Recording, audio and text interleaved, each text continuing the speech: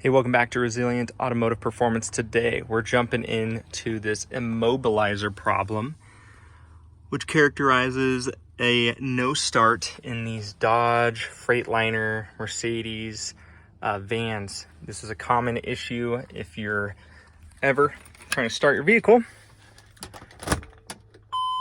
and you don't hear the immobilizer engaging, which kind of sounds like two clunks. You're going to hear it from this area. This is typically the pinout where the immobilizer is energized. We now have this ELV Emulator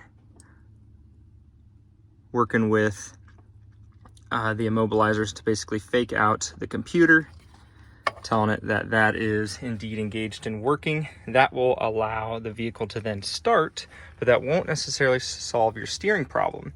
And the way to solve your steering problem, if you're attempting to do this the destructive, quick, and inexpensive route, is here are the tools you're going to need. I use just a Dremel with a metal cutting bit. My first go was a little messy, but you're ultimately going to want to cut everywhere where you're going to see these tiny little screws and these little mounting bosses, and there's two up here as well. Different years have different mounting bosses, but from what I've seen, as long as you're cutting along the bottom here and a little bit to the top, you want to get in there about 1/8 to 1/4 inch deep, and then slowly, once you see that you have the crack or the cut open enough, to start taking a handful of different tools. I have this little sledge, these different screwdrivers, something to get a handle on that aluminum and pry it back.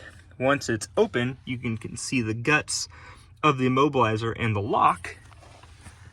And those, in my case, just fell right on out. And so once that's out and open, you then to actually turn the car once again. So I'll show you now that I have the immobilizer connected, which I'm going to be relocating here shortly. I have it out of the actual lock out of the immobilizer itself. Should have no problem starting the vehicle.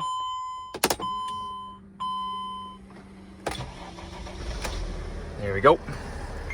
And wheels are turning. Awesome. Something I wanted to mention, if you're starting from scratch, you just have these small T25 screws holding the battery mat in place. You get these three taken out, this whole thing slides out, as well as you just have a handful of little T25 screws as well holding the trim together, and this piece of just HVAC routing, little plastic tube there, and then that's going to give you access to the immobilizer so you can start cutting and get the guts out of there so your Freightliner works again.